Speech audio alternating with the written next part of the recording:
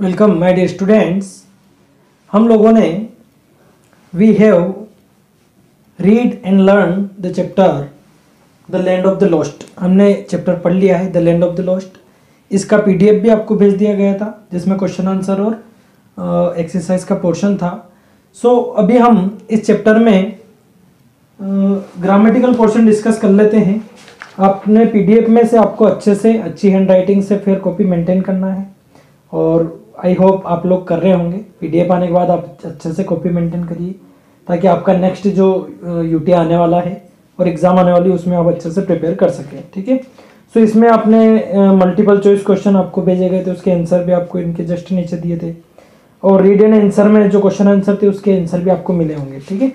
अभी हम grammar section इसका डिस्कस कर लेते हैं जिसमें आपका सब्जेक्ट वर्ब एग्रीमेंट है। ठीक है।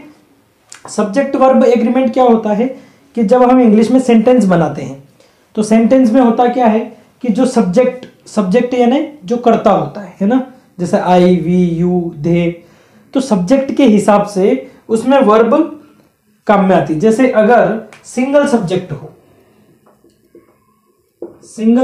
हो यानी एक ही व्यक्ति हो तो वर्ब भी उसके हिसाब से सिंगुलर वर्ब लगेगी। ठीक है ना, सिंगल वर्ब उसके लिए यूज की जाएगी।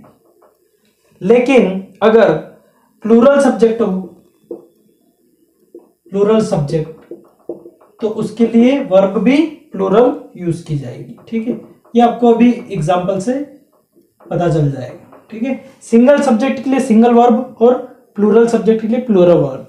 अब ये कैसे, जैसे देयर वाज, एक एग्जांपल आपकी बुक में दिया है, एग्जांपल के लिए मैं यहां पर लिख रहा हूं, there was a little boy. अब यहां पर जो सब्जेक्ट है बॉय वो एक ही है तो इसके लिए हमने क्या यूज किया है, वाज। ठीक है। अगर इसकी जगह बहुत सारे लड़के होते तो the two children were playing the, अब यहां पर दो बच्चे हो गए, द टू चिल्ड्रन, यहां पर दो बच्चे। अब यहां पर वाज आएगा, द टू चिल्ड्रन वाज नहीं आएगा, वर आएगा, the two children were playing. Okay, इस तरीके से हमको सिंगल सब्जेक्ट के साथ सिंगल वर्ब और प्लूरल सब्जेक्ट के साथ प्लूरल वर्ब का हमको ध्यान रखना है। ठीक है। आपके बुक में दिया है सबसे first sentence, select the correct answer to fill. आपको करेक्ट सेंटेंस इसके ऑप्शन दिए, ए और बी में से एक चूज करना है और टोटल आपके इसमें कितने सेंटेंस है, 6 सेंटेंसेस। ठीक है। सबसे पहला है Mrs Shah dash a very good host. सबसे पहला क्या है, मिसेस शाह,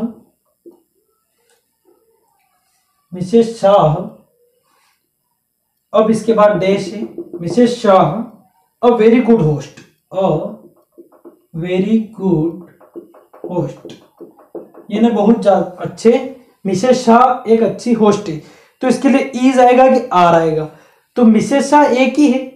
ओके, सिंगुलर है तो उसके लिए वर्ब भी सिंगुलर ही यूज करना पड़ेगा, तो इज आएगा कि आर आएगा, सिंगुलर तो इज है, सो मिसेस शाह इज फर्स्ट वाले सेंटेंस में और answer is. Mrs Shah is a very good host, Mrs Shah एक अच्छी होस्ट है तो वो एक ही है, आर नहीं आएगा, आर एक से ज्यादा के लिए ना, प्लूरल के लिए।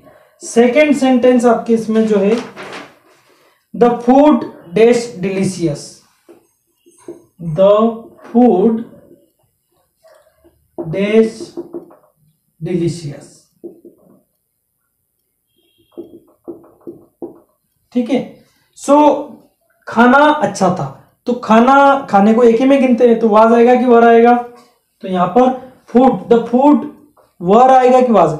अब खाना अच्छा था तो खाना एक ही बार खाया तो उसके लिए द फूड वाज, वर किसके लिए, प्लूरल के लिए, वाज क्या है, सिंगुलर के लिए। ठीक है।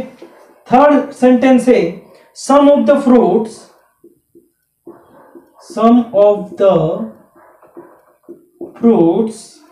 dash gone bad यानी कुछ एक फ्रूट्स जो है, सम ऑफ द फ्रूट्स है ना, जो हमारे पास फ्रूट्स थे उसमें से कुछ गॉन बैड यानी बिगड़ गए हैं। तो एक फ्रूट है कि बहुत सारे फ्रूट्स है तो इसमें सिंगुलर आएगा कि प्लूरल, हैव आएगा कि हैज आएगा, some of the fruits have gone has की किसके लिए? Singular, have gone bad. Okay, fourth sentence है he seems to have forgotten that, he seems to have forgotten, क्यों आवाज कर रहे? He seems to have forgotten that there फिर आएगा dash things to be done before the party, things to be done before party।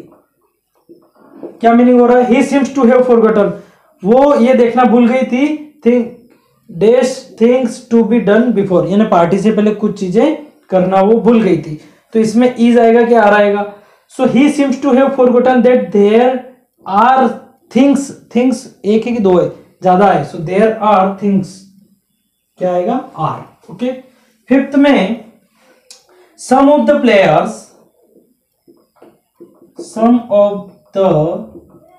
Players कुछ players गोन away. सो एक player है कि बहुत सारे प्लेयर है? गोन अवे, कुछ प्लेयर चले गए हैं। सो बहुत सारे प्लेयर्स चले गए हैं, some of the players, not player. So plural आएगा यहां पर। सो हैव या हैज, हैव गॉन अवे, ठीक है, have gone away. Now last but not least, last sentence क्या है? Many of the students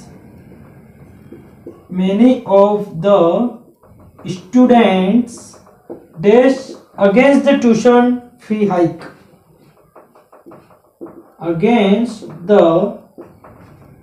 tuition fee hike,